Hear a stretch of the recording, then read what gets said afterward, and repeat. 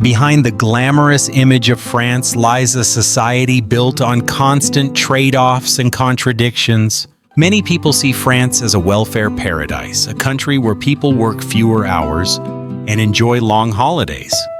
In reality, daily life in France is far more complex, with advantages and pressures existing side by side. Working hours and wages. The minimum wage in France is around 13 or 14 per hour. In some technical professions in Paris, such as air conditioning installers, annual income can exceed $58,000. By law, the standard working time is 35 hours per week. Any form of overtime must receive clear approval or authorization from the employer. If a company attempts to impose an extreme overtime work schedule, it will face intervention from labor unions, heavy penalties from labor inspectors, collective strikes and protests, strong public pressure, and prolonged legal disputes. Paid leave and free time. France has 11 national public holidays mandated by law. Employees are entitled to at least 5 weeks of paid annual leave, not including weekends. In total, French workers enjoy nearly 150 non-working days per year, placing France among the countries with the most leisure time in the world. Persistent social issues. Alongside generous welfare benefits, France faces notable social challenges. Theft is common in major cities. Homelessness is visible even in central areas. Many young people struggle to find stable employment. Approximately 40% of teenagers have experienced bullying. High electricity prices prevent many households from installing air conditioning. Housing prices remain out of reach for a large share of the younger generation. France's economic position. France is the second largest economy in Europe and the 7th largest in the world.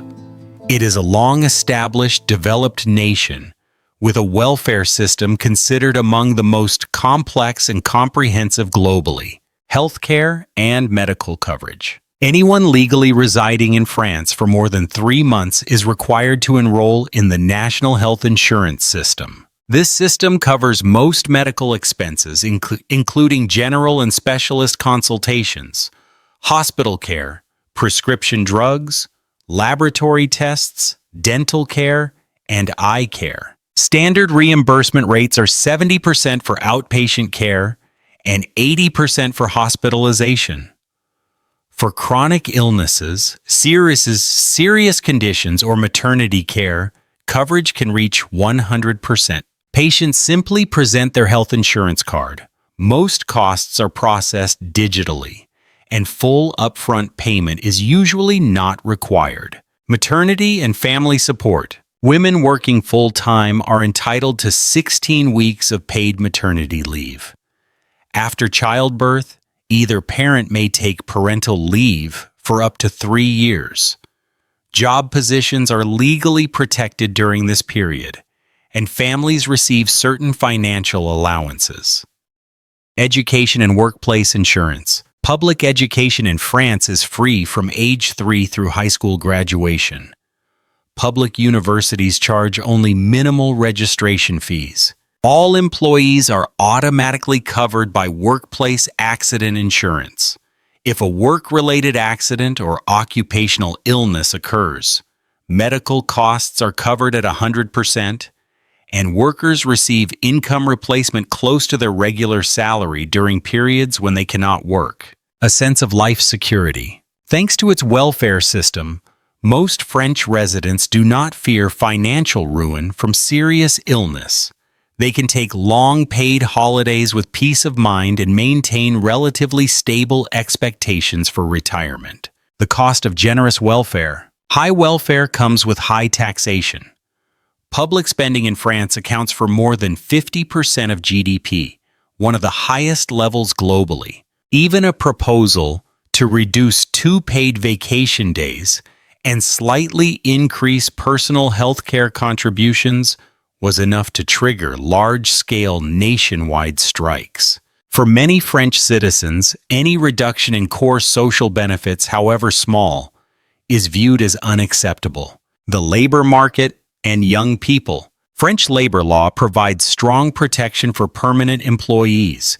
Dismissals are costly and procedurally complex. After years of deindustrialization, stable manufacturing jobs have declined significantly.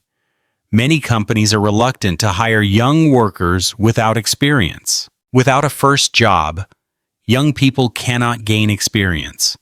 Without experience, finding employment becomes harder.